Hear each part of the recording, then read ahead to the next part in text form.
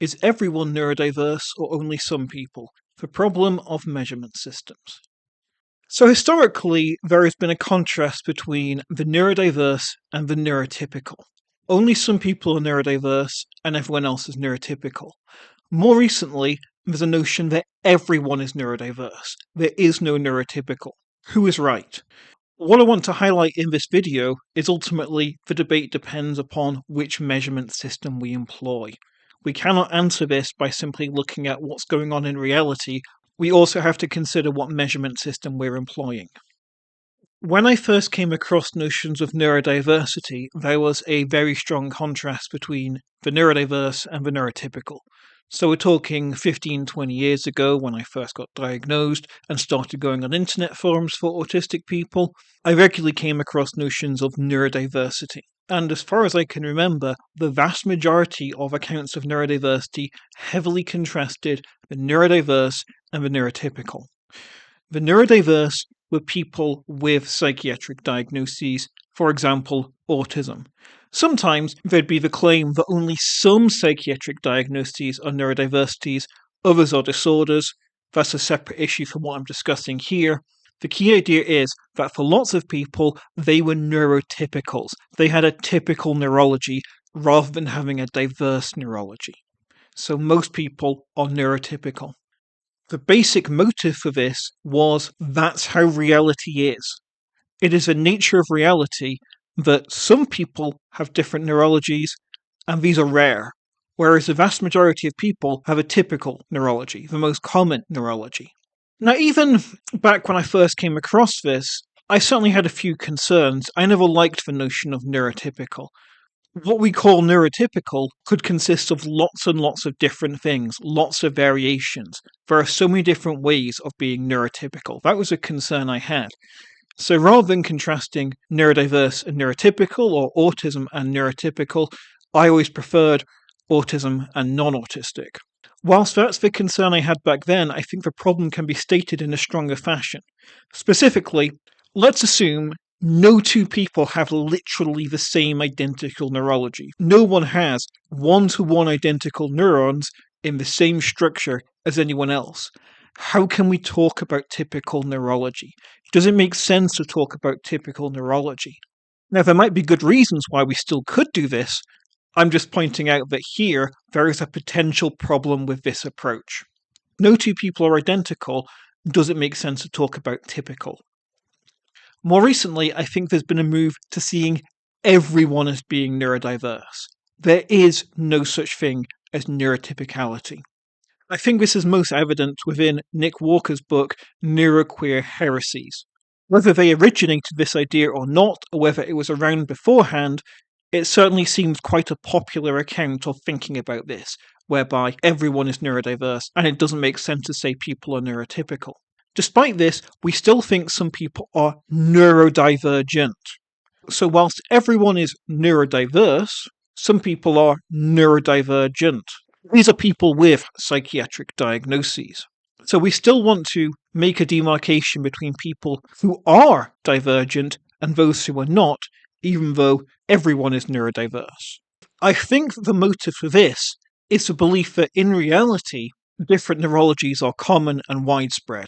Whereas seeing people as neurotypical was based upon thinking there is a typical way of being neurologically, this is saying, in reality, there is not a typical way of being neurologically. Potentially, one reason why this is an approach that's growing in popularity, there is greater awareness today among the general public and among academics that people can act in similar ways despite having quite different neurologies.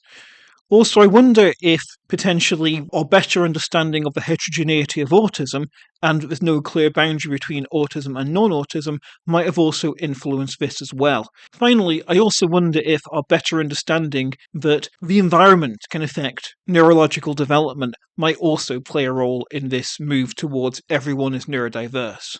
However, I think there's two potential problems with this one. Firstly, if everyone is different, then why posit neurodivergences? If the idea is that in reality no two people have the same identical neurology, therefore we cannot employ a notion of neurotypicality, then why are we going to posit neurodivergences given that any two people with the same neurodivergence are not going to be identical neurologically either? So what is the justification of positing neurodivergences if the whole idea of everyone is neurodiverse is based around the idea that there's such diversity of neurology? But also, let's assume we can legitimately posit neurodivergences. If we're willing to single out particular groups and say, you've got a neurodivergence autism, you've got a neurodivergence schizophrenia, you've got a neurodivergence ADHD, even though people within those groups are different to one another, people in the autism group are different to other people in the autism group, then what's stopping us positing a notion of neurotypicality, whereby we put some people in the neurotypical group even though they are different to one another? People in the neurotypical group have different neurologies to other people. Why are we positing one group, despite the diversity, that being autism, and not another group, that being neurotypicality, despite the diversity? So I think that's another potential problem. I'm not saying these are irresolvable problems, I'm just suggesting that could be a problem. So who is correct? Which side of the debate is correct? What I want to highlight here is that when we think about who's correct and who's not, I think there's a potential missing element to this discussion. Namely, what constitutes typicality and whether anyone is typical depends upon the measurement system we employ. In a sense, typical versus non-typical are concepts. They're ways of organising the world. I don't think we should see typicality and non-typicality as real things out there. Rather, there's real things out there and we put them into groups, like typical and non-typical. And so ultimately, whether something is typical or not partly depends upon the measurement system. For example, what degree of variance is required to say something is the same or different, or for it to count as typical? Imagine you had two people who were literally one-to-one identical neurologically, except they differ in one neuron. One of them has an extra neuron which the other one lacks. Are those two people the same or different? Some people are going to say, well, they're virtually identical, they're so stunningly close. Both have billions of neurons which are identical to one another. Yeah, those two people are identical. And someone else might say, no, they're not identical because they've got one neuron that's different. They've got, say, 86 billion neurons that are identical to one another, but there's one neuron that's different. So no, they're not identical. So in a sense, whether they're identical or not is relative to how we use the notion of identical and difference. I think the same goes for typicality. How much variation does there have to be to consider something as being typical or not typical? That depends upon what measurement system we employ. So I think when it comes to questions of is everyone neurodiverse or only some people neurodiverse, is there such a thing as neurotypicality or not? And also, does it make sense to posit neurodivergences if you're rejecting neurotypicality? I think to make that argument, we need to state what measurement system we're employing, whether it's some sort of formal measurement system or just how you're defining diversity or typicality. And also give some justification for using it. You don't have to show it's the correct measurement system, just why do you think it's a credible measurement system?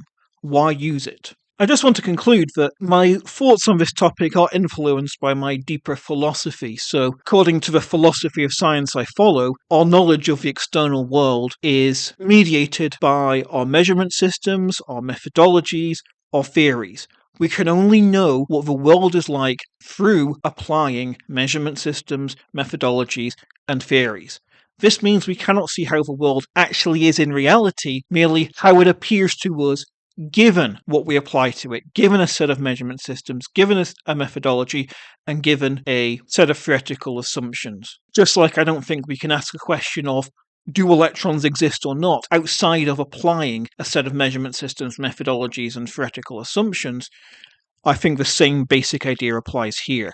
We can't talk about whether there is or is not such a thing as neurotypicality without specifying what measurement system we're employing, which in turn will be influenced by deeper questions about methodologies and theoretical assumptions.